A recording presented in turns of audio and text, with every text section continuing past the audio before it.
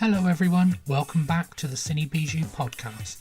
As you can see, the lights are dimming, the curtain is pulled back, and we're thrilled to pick up season 2 where we left off. From here on out, we'll be seeing you at least once a month with fresh episodes exploring the world of independent film. To keep up to date with latest episodes, you can find us on YouTube, Spotify, and Apple Podcasts. If you love what we're doing, the best way to help us grow is to subscribe, like, and share the show with your fellow cinephiles. We also want to hear from you, so please leave a comment on our latest episode and join the conversation. Finally, if you'd like to help keep the projector running, consider supporting us over on Patreon for exclusive rewards. Now, let's get into this month's feature. Yes. So, thank you, Ragnhild and Ola, for taking the time to speak to Cine Bijou. It's a genuine pleasure having you on this episode and to talk about being Ola, which is all about you, my good man. So what we're going to do is I'm going to start with Ragnhild, if that's okay, just to ask a little bit of background about yourself. What made you decide that you wanted to pursue filmmaking as a career? So I think it all started with my dad taking a lot of pictures and films during my childhood. And I really loved watching the pictures and the films over and over and over. So I decided to study photography. And also after doing that, I studied documentary filmmaking. So I think like my dad is the starting point here. And I've been working for 10 years now as a filmmaker and editor as well. And the documentaries I make, it's mostly about people that we don't hear so much from. So I want to share their stories. And I think already when I was a student, that was like the root. And it was really meaningful making that type of documentaries. So that's also why I've been doing that for my career so far, focusing on that type of group. I want to highlight those stories. I think that's really important. Okay, and in terms of filmmaking and your approach to storytelling in documentary form, who would you say influences your work? Well, I think for the photography, I mean, I studied still photography first, so I think I love watching pictures, and that's kind of the way I think when I film as well. So that's one of my inspirations, and also a couple of filmmakers from Norway called Aslaug Holm. She's a documentary filmmaker and director. I really love her work. She also works over a lot of years, so following a process in some people's life over 10 years, maybe even longer than me. So that's one. And also I get really inspired by the people I meet. I meet by the people I film, such as Ola, for example. That makes sense. Yeah. Yeah. I totally get that. So I'm going to now switch to you, Ola, if that's okay. So I think just so that people who haven't seen your film yet and won't have done yet, so that they can understand the context, can you briefly explain, as much as you're comfortable to, your neurodiverse condition? Yes, I was in my childhood. I was like a bit low in like thinking and like so on, and I didn't quite understood like why everyone else got these kind of things, and I couldn't like understand it at all. And but it was like I could like I think it was a big relief for my mom and dad when they got my diagnosis. But in daily life, I didn't like think about the diagnosis at all, to be honest. I just like feel like I'm like maybe sometimes I need some like more time than others to think about things, and like because maybe I don't understand. so fast than the others, but it if people give me time, I also come up with a good answer.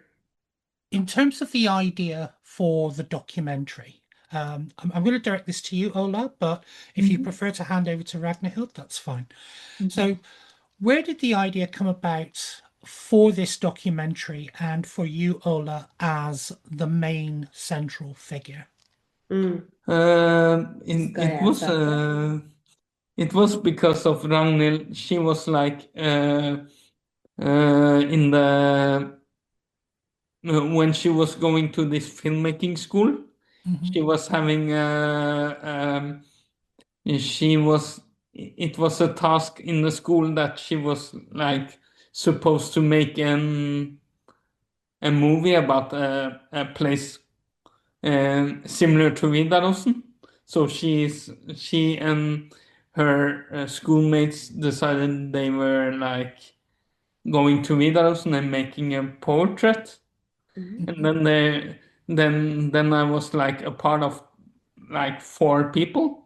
They were like shooting and shooting on, and then I was like, then Ragnhild thought it's something on Vidarosen that's been untold.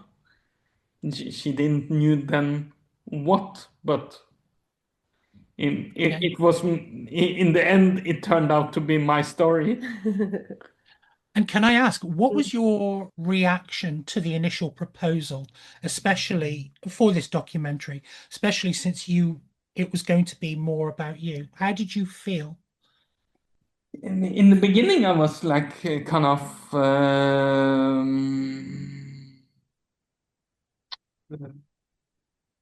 it's a bit like I was concerned about how the village would take it Hmm. and would handle this like that Ragnhild came and filmed a lot. Hmm. And it was like because in in the old days, Vidarosen wasn't so like open to the society, so we Hmm. were like more like a bit closed, and I didn't knew like how people would react if I said yes to like being a part of a movie. Hmm. Then I think like I don't know. Okay. But now I think everyone is really happy about the movie Mm. at Vidarosen as well, because Yes. a lot of people now know about this place. Hmm. Yeah. And I can also tell you a bit about my first experience when I made this short documentary as a student, Hmm. because if I didn't have to make that student film, I would never have known about Vidarosen. And that's kind of Hmm. like, because then I would never have met you. Hmm. That's a, ah. But I was so fascinated about the way you are living in this village, and that the Camp Hill village was you will also find around the world. And it's important to show that type of living where you are like people with and without disability living together, and slower pace, close to nature, and living really like together, supporting each other. And I was really fascinated. So that's why I came back and started filming more. And I only needed myself and the camera because I also do the cinematography. So I went back and started shooting. And as you said, Ola, I already knew you from the first project. So when I went back, I filmed a lot, but I didn't know it was gonna be the documentary about you when I No. started. And so it just became more and more, and it ended up being a documentary about you. And I think that's partly because you are really inspiring to me in the way you live your life and the way you reflect on life. It's I wanted to share that with the world. Yeah. Yeah, it's a touching, inspiring story. It really is. I just wanted to ask because I'm sure Ragnhild will testify to this. Filming documentaries can be quite tough, hard going, even at the best of times. So, Mhm. what preparations did you make for the rigors of filmmaking?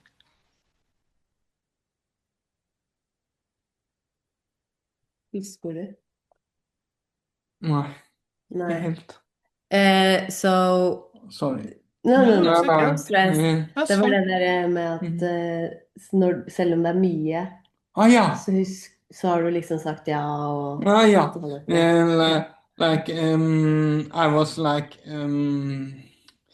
I I felt like even though if it was much sometimes, Mhm, then it was like I have made an agreement with Ragnhild that I would like to mhm, tell my story, and Mm. then it's just a part of a deal. Then I think it's mhm, just a part of a deal that it could be tough, but it mhm, in the end it's worth it. Mm. mhm. For sure, it's worth it. Okay, good. Mm. So I'm going to swap two of the questions round because I want to give you a break, Ola, and Mm. Mm-hmm. go straight to Ragnhild. Mm. How did you encourage and support Ola through the filming process? Yeah. So So in this whole process of 8 years from start to finish, it's Mhm, been mostly me doing the filming, or it's been me. Mm-hmm. Mm-hmm. So we have been getting to know each other really good, and now we are good friends. Mm-hmm.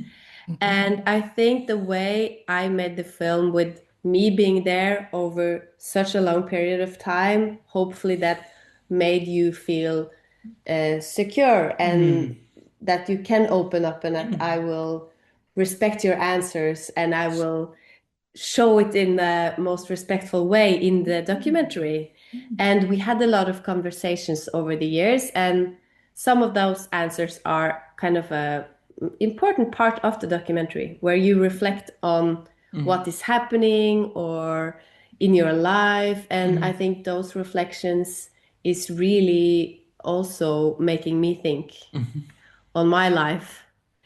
And yeah, I felt like I could ask you whatever. Mm-hmm. And if you didn't have any answers, that was fine. But often you did have an answer, a quite fine and nice answer, I think. And when we have edited, when it was almost finished, you have been able to see it, obviously, and make your comments and so, but it was important to be honest, right, in the film, to Yeah. share your thoughts like honest. And I think you need to do that to make the audience feel something, right? Because that's what you want when you make film, or at least that was my goal. Yeah.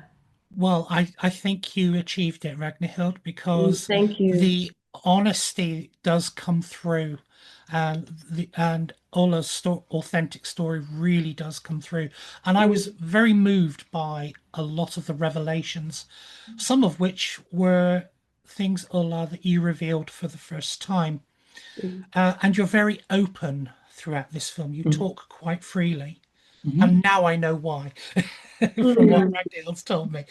But Mm. how hard was it to be so forthcoming about your life, especially with that one revelation that you spoke to the camera and you said, I've never told anybody that till now. Mm. It was kind of tough. It was kind of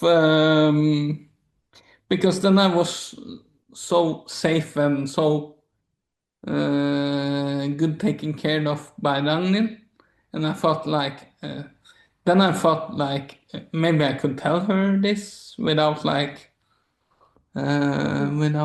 further ados, Mm. and I think it popped up good, Mm. and it was like a really like I got some. I have already got some comments that many who have seen this like film scene have these thoughts also, or some have these thoughts also, but Mm. it's hard for them to like make something out of it or Mm. like say it. because they're afraid of what could be the like be the reaction for like. Okay. Mm. So you mentioned earlier about Vidras in the village where Ola lives, and that initially there was some concerns about how they would respond to camera being on set and being filmed and having life in the village documented. So can we just recap what was the initial reaction and how easy or difficult, Ragnhild, was it to win over the residents and the owners of the village to let the filming happen? So, so I made a student documentary first, and I think it was kind of a nice start because then I was just a student. It was maybe didn't sound that serious or serious, yeah, if you know what I mean. Okay, it's a student task. And then I got to know a lot of you, and so I think that was a really good start because then when I came back 2 years later, you guys knew me kind of. And I felt quite early that it was okay for me to be there. But we had like, if there was someone in the village that did not want to be on the camera, I would respect that, no problem. But that didn't happen. So I felt kind of free really early on for all of the years, and we had such a good workship together. So I don't feel like we had any trouble with that, to be honest. It went really good. And a lot of people want to be filmed more than I could do. So, but that's how it is. Yeah. Okay, thank you. So this, I gotta admit, I was moved by the documentary. As a film journalist, I try to be objective, but it's really hard when the story is moving and powerful as Ola's. And at one point, I did have to pinch my wife's packet of tissues. Oh. So, and I've got to admit, even though I have family who are on the spectrum, I've always prided myself on being aware of neurodivergency. But I think your film has given me a new appreciation, even though I've seen it firsthand, but a new appreciation of how challenging it can be on so many different levels. And I think, Ola, I particularly admire your strength that comes through in the film in putting yourself outside of your comfort zone. So what I want to ask both of you is with this film is what do you hope audiences will get from it? I hope that people will get like true friendship and lots of um, laughter, hopefully. Some laughter at least. It's and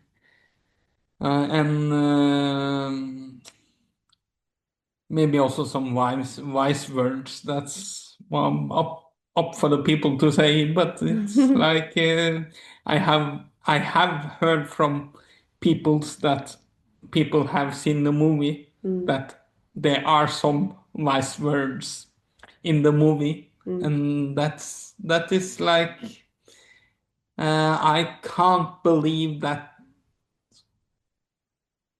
To be honest, it's quite hard to believe it that I've been a part of a thing that could make some reaction like that, and some kind of, and that for that I'm very grateful to Ragnhild though, because she was like never backed me down and never backed this project down, since also because it took so long time and so on. Yeah. So I'm grateful for being so open.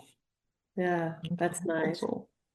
So I hope that I hope that people will think that we are more alike than what we may think, because that's really my experience, and that we all need help sometimes, and that we need to be there for each other. I mean, like, and also to be inspired by Ola. I can talk a bit about one scene in the film it's an important scene for me, and I think also for you in your life. It's a piano scene where you are playing a piano play in a big concert hall in the village, and I've been together with you when you practice, so I know that you have this. But when the time comes, it's a failure, right? Suddenly it popped up. It's a failure. Yeah. So you have to like go down, and it did not go well. And when that happened, I felt like I'm at the right place at the right time as a filmmaker, because this is an important time in Ola's life. And when we have the break after your failure, I am filming like something else, but you have your mic on and I have my headset on, so I can hear Ola. And then I hear your friend coming over, and she asks, "You want to try one more time? I can come with if you want." And then you do it one more time, and the second time it's a success. And I think it's like that's so I admire you for doing that over, and I want to remember that, because obviously I will fail at things in life. We all do. And I will try to remember you. You tried one more time. And yeah. So that's also a really important thing. I have to admit, I'm just going to say something here about that scene. Yeah. There was two things I loved about that moment for Yola. One was that, you stood up before the crowd and to me, you looked comfortable. There was a bit of nervousness, but you looked comfortable. Mm. So I thought that was incredible. Mhm. When it wasn't quite going right, you were okay with saying, I'm just going to try again. And the other thing that I loved was the audience were just, okay, that's Mm. absolutely fine. You Right. know, I thought that was just such a lovely moment, and it put a big smile on my face. It does now, just thinking about it. But Yeah. it was captured so well, and it's a good statement about if you fall, you pick yourself up, you keep going, and people will cheer you on, which is what happened. Yeah. So, So Right. perfect. so the film is completed, obviously, and it's doing the rounds, and it's going to be screened at the Oscar Bright Film Festival. Yeah. How does it feel for the film to be screened at this event, which is geared specifically for stories and filmmakers who are neurodivergent? We are really excited about Really that. excited. Yeah, and so pleased. I mean, it sounds like a beautiful festival. So coming over and be a part of that, that's what you want when you make those type of films, right? To be a part of a kind of movement like that. And also in Norway, we have had some changes the last couple of years because before our film were finished 2.5 years ago, it was not so diverse in the media on cinema, but I think now with our film and after that it's been big TV It's been a shows. lot. So that's so It's great. interesting. Yeah. So we look Maybe we forward to were coming over. maybe we were a part of the turning point. Yeah, we are hoping we are. Yeah. Okay, that's good. Yeah. So, final question then, Mhm. and it's really want to know, what does the future now hold for you both? Ragnhild, in terms of you as a filmmaker, documentarian, Mhm. and for you, Ola, will you want to continue your story, or do you have other things lined up? I have I have thought about it like few weeks now. I have thought about like maybe create my own podcast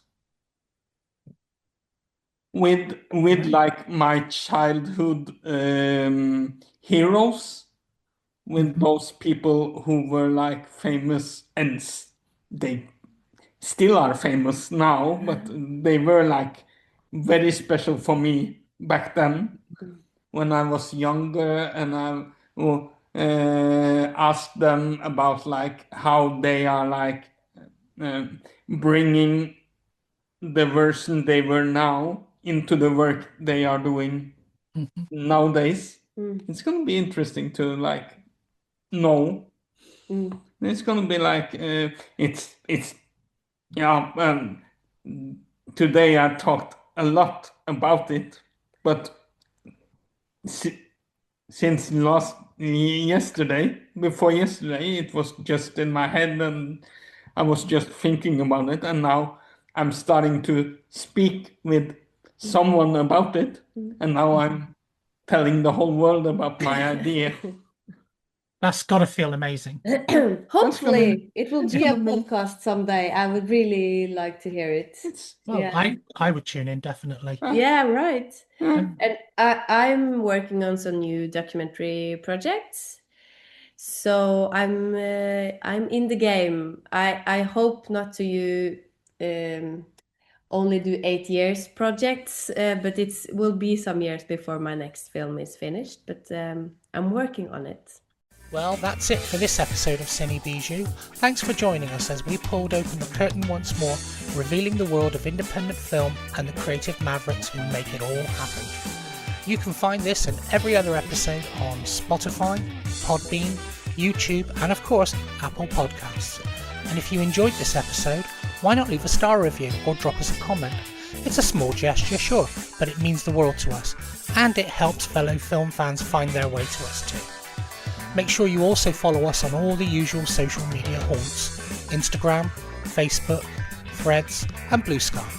And for reviews, features and more, why not pay us a visit at our website www.cine-bijou.co.uk. And if you are spreading the word, please don't forget to use the hashtag #SupportIndieFilm, because every share helps keep great stories in the spotlight. Until next time, keep listening, keep discovering, and as ever, let's keep that indie flame burning.